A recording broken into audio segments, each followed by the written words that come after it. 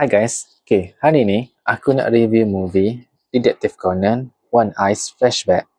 Okay, untuk movie ni, dia adalah movie yang pada aku bila aku tengok, dia adalah stand alone movie.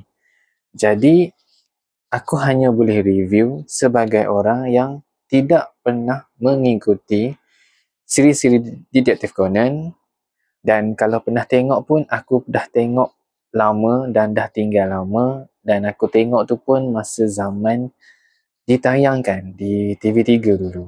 Jadi ada setengah karakter aku faham dan tahu, dan ada setengah karakter memang aku dah tak ingat dan dah lupa lah. Cuma aku hanya boleh review sebagai orang yang tak pernah follow langsung dia punya siri. Jadi untuk movie kali ni, dia adalah aku tak sure dia kira stand alone movie, dan cerita ni ada kesinambungan daripada sebelum ni. Itu aku tak sure. Jadi untuk orang yang baru nak layan macam aku, macam yang baru nak tengok movie Detective Conan One Eyes Flashback ni, bagi aku tidak ada masalah langsung, sebabkan storyline dalam ni adalah storyline yang baru. Jadi pada yang nak tengok, tak ada masalah. Korang boleh tengok tu, korang masih lagi boleh faham. Jadi dari segi storyline, tak boleh petikaikan lagi lah kalau dari segi cerita Detective Conan tu sendiri.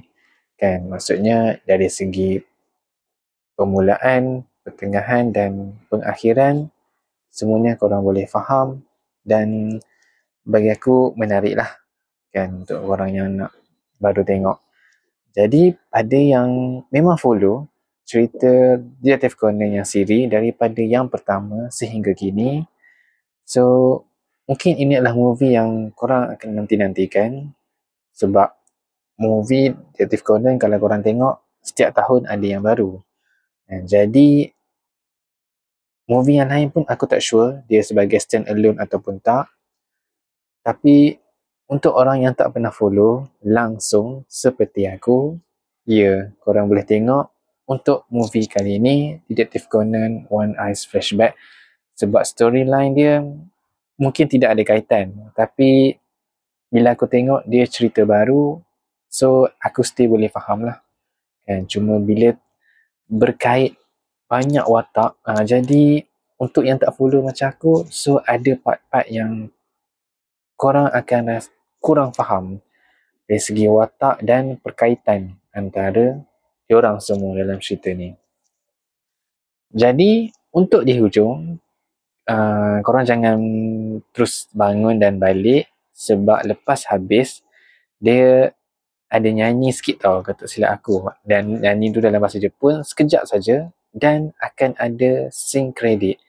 Scene credit tu agak panjang, dan mungkin itu adalah untuk clue kesinambungan yang akan datang, dan aku pun diberitahu oleh kawan aku sendiri sambungan dia kemungkinan dalam siri. Itu aku tak sure lah. Pada yang follow mungkin tahulah kesinambungan dia apa untuk yang seterusnya. Cuma ada scene credit, itu korang boleh tunggu, korang boleh tengok, boleh tahulah apa yang akan terjadi selepas tu.